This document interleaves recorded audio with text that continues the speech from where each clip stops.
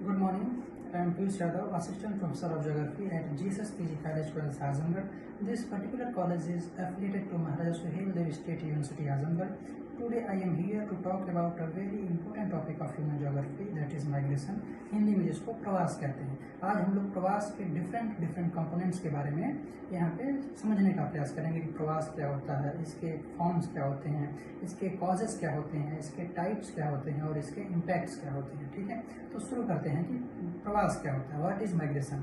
तो movement of people और group of people from one place to other place is known as migration. या इसको कहेंगे किसी व्यक्ति या व्यक्तियों के समूह का एक स्थान से दूसरे स्थान पर स्थानांतरण प्रवास कहलाता है. इसके फॉर्म्स क्या हो सकते हैं? इसके दो फॉर्म्स होते हैं. एक होता है इमिग्रेशन और जिसको आउट माइग्रेशन कहते हैं, जहां से कोई व्यक्ति उस स्थान को छोड़कर दूसरे स्थान पर जाता है, और दूसरा इमिग्रेशन जिसको इन माइग्रेशन कहते हैं, जहां पे कोई व्यक्ति किसी स्थान को छोड़कर उस स्थान पर आता है.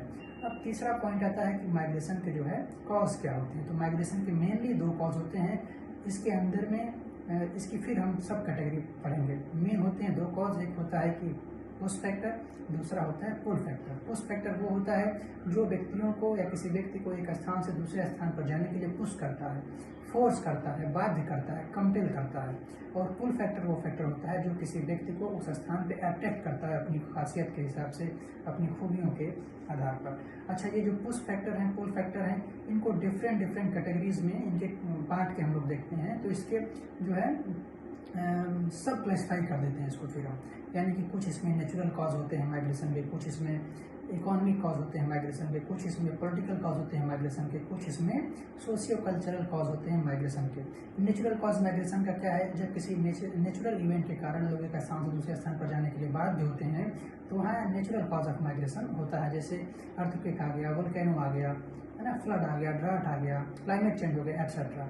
जब इकोनॉमिक काज होगा माइग्रेशन का, तो वहाँ पे लोग आर्थिक गतिविधि के कारण, मतलब एम्प्लॉयमेंट के कारण, पैसा कमाने के कारण एक स्थान से दूसरे स्थान पर जाते हैं. ठीक है, ये इकोनॉमिक कॉज हो गया माइग्रेशन का. तीसरा पॉलिटिकल कॉज, जब किसी पॉलिटिकल क्राइसिस की वजह से या किसी पॉलिटिकल इवेंट की वजह से लोग एक स्थान से दूसरे स्थान पर जाते हैं, तो वो पॉलिटिकल कॉज ऑफ माइग्रेशन होता है. एग्जाम्पल के लिए जैसे इंडिया पाकिस्तान जब डिवाइड हुए, तो इंडिया में रहने वाले कुछ मुसलमान पाकिस्तान चले गए, पाकिस्तान में रहने वाले कुछ मुसलमान, कुछ हिंदू इंडिया चले गए. तो ये हो गया इसका पॉलिटिकल कॉज. फिर आता है लास्ट में सोशियो कल्चरल कॉज. क्या होता है माइग्रेशन का? तो सोशियो कल्चरल कॉज माइग्रेशन का होता है जब सामाजिक और सांस्कृतिक कारणों से माइग्रेशन होता है. जैसे मैरिज के बाद महिलाएं जब अपने हस्बैंड के घर जाती हैं, तो एक प्रकार का ये उसका उदाहरण हो गया. दूसरा, जब लोग धार्मिक भावनाओं के कारण एक स्थान से दूसरे स्थान पर जाते हैं, धार्मिक जो है दर्शन करने के लिए, पिलग्रिमेज के लिए, दूसरा एग्जाम्पल इसका ये हो गया. फिर आते हैं टाइप्स क्या होते हैं माइग्रेशन के. तो माइग्रेशन को जब हम टाइप पढ़ते हैं माइग्रेशन के, तो इसको दो आधार पे बांट के पढ़ते हैं. पहला टाइम के आधार पे और दूसरा बाउंड्री के आधार पे. टाइम के आधार पे जब टाइप्स के बारे में बात करते हैं, तो उसके चार टाइप्स होते हैं. पहला टाइप्स उसका है कि लॉन्ग टर्म माइग्रेशन, दूसरा है उसका शॉर्ट टर्म माइग्रेशन, तीसरा है उसका डेली बेसिस जो माइग्रेशन होता है, और चौथा उसका है सीजनल माइग्रेशन. वहीं जब हम लोग क्या करते हैं कि जब हम लोग बाउंड्री के हिसाब से माइग्रेशन को डिवाइड करते हैं, तो ये दो तरीके के होते हैं. एक इंटरनेशनल माइग्रेशन और दूसरा इंटरनल माइग्रेशन. इंटरनेशनल माइग्रेशन में कोई व्यक्ति एक देश को छोड़ करके दूसरे देश में जाता है. ठीक है ना, तो दो देशों के बीच में माइग्रेशन होता है. और जो इनलैंड माइग्रेशन होता है वो एक देश की सीमा के अंदर ही होता है. वहाँ पे व्यक्ति क्या करता है कि एक देश की सीमा के अंदर में विभिन्न जगहों पर माइग्रेट करता है. तो जो इनलैंड माइग्रेशन है उसको पुनः हम लोग सब डिवाइड कर देते हैं चार पार्ट में. पहला जो माइग्रेशन रूरल एरिया से अर्बन एरिया की तरफ होता है. दूसरा जो माइग्रेशन अर्बन एरिया से अर्बन एरिया की तरफ होता है. तीसरा जो माइग्रेशन अर्बन एरिया से रूरल एरिया की तरफ होता है. और चौथा जो माइग्रेशन रूरल एरिया से रूरल एरिया की तरफ होता है. तो ये हो गए माइग्रेशन की कुछ टाइप्स. अब आते हैं माइग्रेशन के इम्पैक्ट्स क्या है. तो माइग्रेशन के पॉजिटिव इम्पैक्ट्स भी होते हैं, नेगेटिव इम्पैक्ट्स भी होते हैं.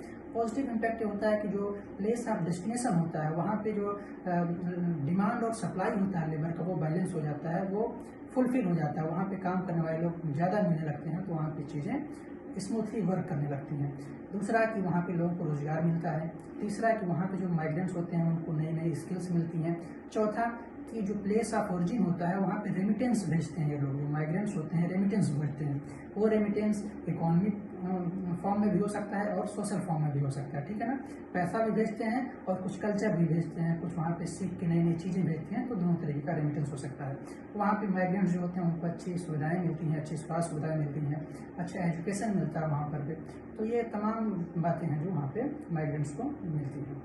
निगेटिव इम्पैक्ट्स क्या हैं कि पहला कि डेमोग्राफिक प्रोफाइल जो है थोड़ा डिस्टर्ब हो जाती है। जब यंग लोग माइग्रेट कर जाते हैं तो वृद्ध बचते हैं, महिलाएं बचती हैं, बच्चे बचते हैं, उनके ऊपर सारी जिम्मेदारी आन पड़ती है। दूसरा ब्रेन ड्रेन होता है। इंटेलिजेंट जो लोग होते हैं वो उस स्थान को छोड़ करके दूसरे स्थान पर चले जाते हैं, तो प्लेस ऑफ ओरिजिन को लॉस होता है। जैसे इंडिया में कुछ सॉफ्टवेयर इंजीनियर हैं, वो छोड़ के देश को यूएस चले गए, डेवलप कंट्रीज में चले गए, इससे इंडिया का लॉस हुआ। लेकिन वहाँ के लोगों का, जहाँ पे लोग माइग्रेट किए प्लेस ऑफ डेस्टिनेशन पे, वहाँ पे उनको प्रॉफिट हुआ। तीसरा कि इनकी एक्सप्लॉयटेशन होता है माइग्रेंट्स का, इनकी ट्रैफिकिंग होने के चांसेस रहते हैं, ठीक है ना। तो ये निगेटिव इम्पैक्ट हो गया, माइग्रेशन का निगेटिव इम्पैक्ट हो गया।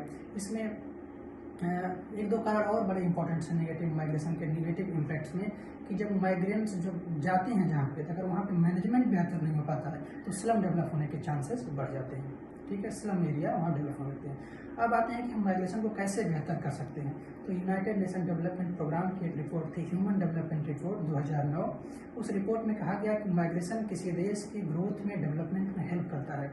रेमिटेंस के माध्यम से पैसा भेजते हैं तो वहाँ की जीडीपी बढ़ती है, ठीक है। तो इसलिए माइग्रेशन को हम लोग और बेहतर बनाएं तो ज़्यादा ठीक होगा किसी देश की इकॉनमी के लिए।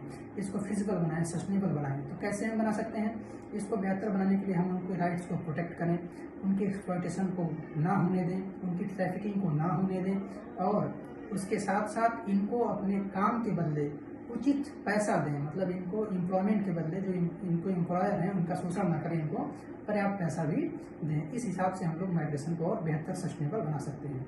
ये छोटा सा वीडियो था जिसमें हम लोगों ने माइग्रेशन के डिफरेंट कंपोनेंट्स को टच करने का प्रयास किया। इसमें कुछ भी छूट गया हो या कुछ भी गलती हुई हो तो उसके लिए मैं माफ़ी चाहता हूँ। Thank you very much. That's all from my side.